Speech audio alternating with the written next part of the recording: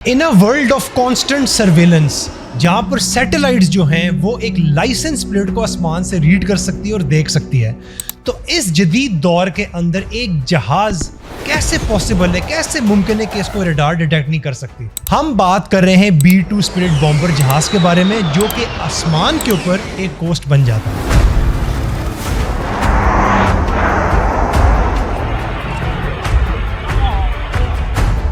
ये एक ऐसी मशीन है जिसकी एक माइंड बेंडिंग इंजीनियरिंग है, जो कि दुनिया के जदीद तरीन एडवांस तरीन रेडार्स जो इसको डिटेक्ट नहीं कर सकते हैं, और उन रेडार्स के अंदर ये जहाज जो है नजर भी नहीं आता। क्यों? क्योंकि बिल्कुल एक चिड़िया की तरह, एक बर्ड की तरह अपीयर होता है। B-2 स्पिरिट या B-2 जहाज जो इसकी जो डिजाइनिंग है, ये कोल्ड वॉर एरा के अंदर डेवलप की गई थी ड्यूरिंग द 1980s, और इसको एज एन ATB यानी कि एडवांस टेक्नोलॉजी बॉम्बर इजाद किया गया था। इसका जो मैन्युफैक्चर है वो है नॉर्थरॉप ग्रमन, जो कि एक अमेरिकन एरोस्पेस मैन्युफैक्चरर है और बहुत बड़ा गवर्नमेंट कॉन्ट्रैक्टर भी है। B-2 स्पिरिट की जो पहली फ्लाइट थी वो थी 1989 के अंदर, जब फर्स्ट टाइम आसमान पर उड़ा था। B-2 जो इसको डिजाइन किया गया था ताकि वो सोवियत यूनियन को रोका जाए, उनके अटैक्स को रोका जाए, और सोवियत यूनियन के न्यूक्लियर प्रोग्राम्स को और न्यूक्लियर अटैक्स को भी फर्दर रोका जाए। B-2 जो है ये पहली बार वॉर के अंदर या कॉम्बैट के अंदर इस्तेमाल किया गया था 1999 के अंदर, कोसोवो वॉर के अंदर, जिसमें इसने कन्वेंशनल बॉम्ब्स ड्रॉप किए थे।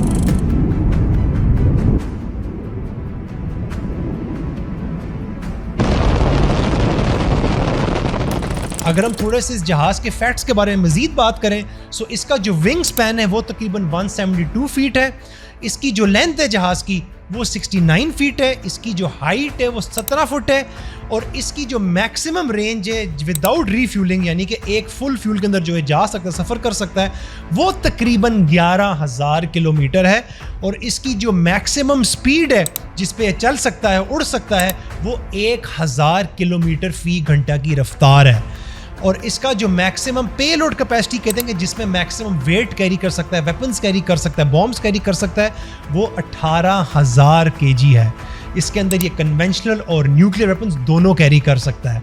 और इसका जो रेडार क्रॉस सेक्शन है वो एक चिड़िया या परिंदे के बराबर है। It's the size of a bird. और इसके साथ साथ B-2 के अंदर 2 लोग बैठ सकते हैं, एक पायलट और एक मिशन कमांडर। B-2 के iconic flying wing shape design के साथ साथ इसके अंदर रेडार अब्जॉर्बेंट मटेरियल कोटिंग है, जिसके अंदर क्लासिफाइड सेंसर है, जो कि इसको अलाउ करता है कि ये जदीद तरीन रेडार नेटवर्क्स के अंदर से भी स्लिप कर जाए और उनको बाईपास करे और ब्रीच कर जाए, and it can go undetected. अभी तक सिर्फ 21 B-2 जहाज या 21 B-2 स्पिरिट बॉम्बर्स प्रोड्यूस किए गए हैं। एक जो इनमें से है वो 2008 के अंदर रनवे से टेक ऑफ करते हुए क्रैश कर गया और वो जहाज तबाह हो गया। ये एक बहुत बड़ा नुकसान था यूएस एयरफोर्स को, यूएस गवर्नमेंट को। दूसरा एक और B-2 है, वो भी क्रैश की वजह से काफी हद तक डैमेज हो चुका है, जिसको यूनाइटेड स्टेट्स एयरफोर्स ने रिटायर कर दिया है। So in total age of 2025 19 B-2 जो हैं वो इस टाइम एक्टिव हैं, और 19 B-2 जो है वो यूएस के पास इस टाइम अपने पैनल के ऊपर हैं, जिनको वो यूज कर सकते हैं कॉम्बैट या वॉर के दौरान। यहाँ पर मैं आपको ये भी बताता चलूँ कि इतने कम B-2 क्यों अभी तक बने हैं। उसकी वजह यह है कि एक B-2 की जो कॉस्ट है वो तकरीबन लगभग $2 अरब है, और ये सिर्फ इसकी मैन्युफैक्चरिंग और R&D की कॉस्ट है, रिसर्च एंड डेवलपमेंट, और उसको बनाने की मैन्युफैक्चरिंग कॉस्ट है।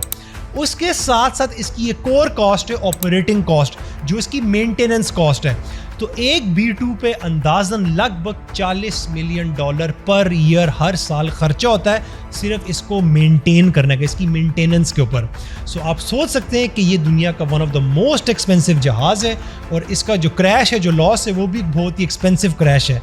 सो आपने ये देखना है कि 19 B-2 जिस टाइम एक्टिव हैं, उनको अब अगर ज़रब दें, मल्टीप्लाई करें 2 अरब से, तो उनकी क्या कॉस्ट और क्या अमाउंट बन जाती है। अब B-2 किस कॉम्बैट के अंदर, किस वॉर के अंदर, किन मिशंस पर यूज किया गया फ्रॉम द यूएस एयरफोर्स। देखें, despite being a nuclear deterrent, B-2 इस टाइम अमेरिका का सबसे ज्यादा प्रिसाइज और डेवास्टेटिंग वेपन है इन एनी कॉम्बैट और वॉर। सबसे पहले मैंने जैसे आपको बताया, ये 1999 में कोसोवो वॉर में, कोसोवो की जंग के अंदर इस्तेमाल किया गया था।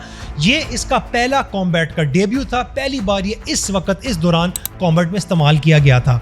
ये 30 घंटे लगातार अपने मिशन में इसने फ्लाई किया। मिजूरी से ये गया, सर्बियन जगहों पर जाकर इसने बॉम्ब किया, और इसकी जो प्रिसीजन एक्यूरेसी थी उस वक्त वो 90% थी।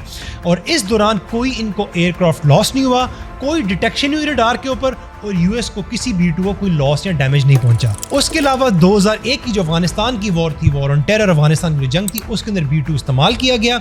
उसके अंदर ऑपरेशन एंड्यूरिंग फ्रीडम के अंदर अक्टूबर 2001 के अंदर इसने काफ़ी ज़्यादा स्ट्राइक्स किए और इसने तालिबान के कई कमांड सेंटर्स को डिस्ट्रॉय किया। फिर 2003 में इराक वॉर के अंदर भी B2 का इस्तेमाल किया गया।